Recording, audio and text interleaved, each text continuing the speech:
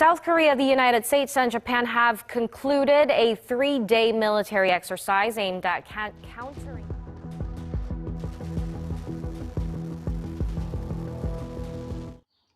Hello everyone, welcome to our YouTube channel. This is me Sunil Vikramsa. In this video, we are going to dive into one of the most intriguing and complex questions in the global politics. How does the North Korea sustains its economy and advances its nuclear program despite crippling international sanctions? This is the huge question. Despite all these sanctions, how do they manage to do this?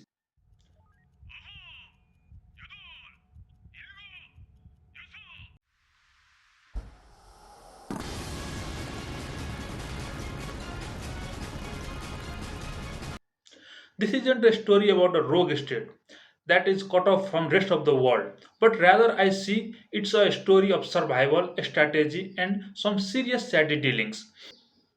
So now we are going to unpack how North Korea keeps its economy afloat, funds its nuclear ambition, and what the world is doing to stop it. Let's get started. On the visit Thursday, but did not say when it occurred. Then there are functional vegetables. Sounds bizarre, right? Contributions to the dietary life of the North Korean people. First, let's talk about sanctions. International community has been trying to squeeze North Korea's economy for years to stop its nuclear program through economic sanctions and pressures. But guess what? North Korea has become a master of evasion. It has determined and fulfilling its nuclear state dream. But the question is how they have managed to do so. Here's how they managed to do it. First is the illegal trade and smuggling. North Korea is like the Houdini of sanctions evasion. They use fake document, covert ship-to-ship transfer at sea, and even disguise their cargo to keep trading off-banned goods like coal and oil.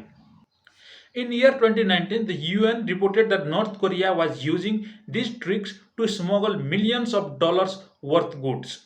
And in May 2019, as US seized one of the North Korea's largest cargo ship, the Wise Honest, for illegally transporting of coal.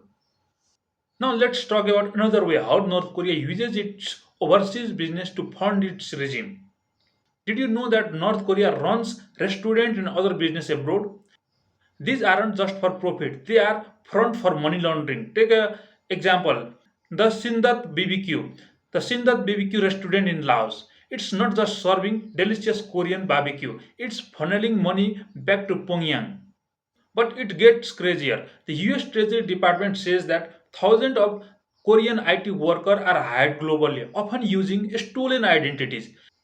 These workers send their earning back to home to fund the regime's weapon program. And one step ahead, there is also a cybercrime.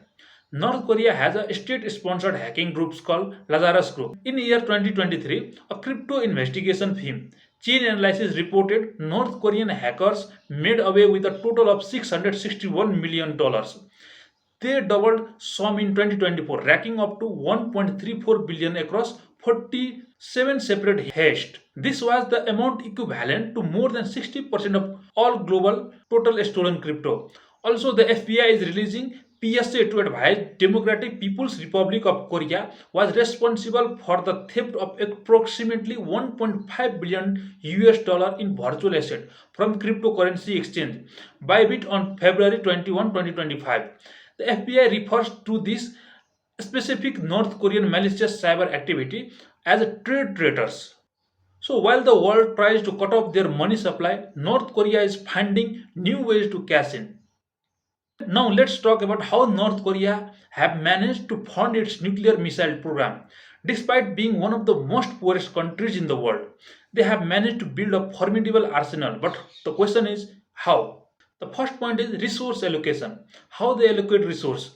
The regime prioritizes its military over everything else. They divert resources from healthcare, education, and infrastructure to fund their nuclear ambition. It's a classic case of guns over butter. This is the major reason that they have succeeded to build a nuclear bombs and missiles. The second point is the international partnership. North Korea isn't doing this alone. They have got friends in high places like Russia and China. Reports suggest that Russia has provided technical assistance to North Korea missile program. In return, North Korea sent soldiers and weapons to support Russia's war in Ukraine. This partnership is a win-win for both nations. North Korea gets the tech it needs and Russia gets the extra firepower. But it's the lose-lose for global security. As North Korea is trying to enhance itself in a nuclear, the US, Japan, and South Korea are pushing for stricter sanctions and diplomatic isolation. But as we have seen, enforcing these sanctions is easier said than done. And the military preparedness. These countries aren't taking any chances. They regularly conduct joint military exercises to deter North Korea's aggression. And they are investing heavily in missile defense systems to neutralize the threat. But the threat persists still, and in near future it isn't going to end. Let's talk about technical countermeasures. From advanced system to AI-powered surveillance, US and its allies are using cutting-edge tech to keep an eye on North Korea. But the question is it enough? The North Korean leader openly do all those testing. If it is provoked, he directly threat with nuclear weapon. Believe it or not, there is something we can learn from North Korea's survival tactics. As nations like Nepal with huge natural resources and even without any sanction struggle to sustain its economy dependent on other nations is because of lack of will, vision and long-term strategy. Let's get back to our topic. First is the resourcefulness. North Korea has developed indigenous capabilities to reduce its dependence on the outside world, whether it's building their own missile or growing their own food. They have mastered the art of self reliance. This is the most important lesson that anyone can take from North Korea. The second one is diversified economy. Despite sanctions, North Korea invests in multiple sectors like education, technology, agriculture, and a step even further cybercrime. This diversification helps them stay afloat. And here comes the third point, strategic alliance. North Korea's partnership with countries like Russia and China shows the importance of having allies during tough times. But as we have seen, these alliances come with some serious ethical and security concern. The definition of right and wrong vary from person to person and state to state. They are not just helping but also deterring the military presence of USA in the region. Now let's address elephant in the room. Are Russia and China really helping North Korea? Let's talk about Russia. Reports suggest that Russia has provided technical assistance to North Korea's missile program. This partnership not only boosts North Korea's capabilities but also strengthens Russia's influence in the region and Russia North Korea ties. And in return, Russia's war against Ukraine with its helper Western nation. Kim has also sent military personnel and weapons to fight against Ukraine. And now let's talk about China. China officially support UN sanctions, but these are the allegation of lax enforcement. For example, Chinese fishing vessels have been caught using North Korean crew in violation of UN bans. China has also been accused of selling dual-use technology that can be used in building weapons too. These allegations raise a serious question about effectiveness of international sanctions and the role of major power in enforcing them.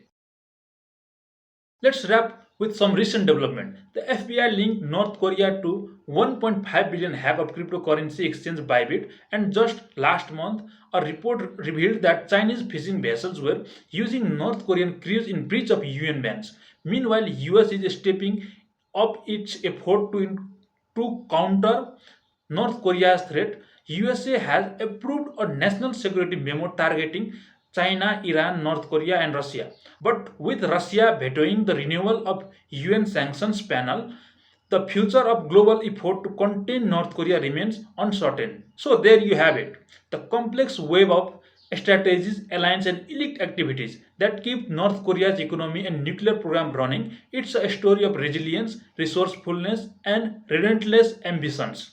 But it's also the reminder of challenge faced by South Korea, Japan, US, and their clash will impact the whole world negatively. That's all from my side today. And what do you think should be done to address North Korea's threat? Let me know in the comment section below. So guys, if you find it informative, please like our video and subscribe for us for more videos in different topics. Thanks for watching. I will see you in the next video and bye bye for now.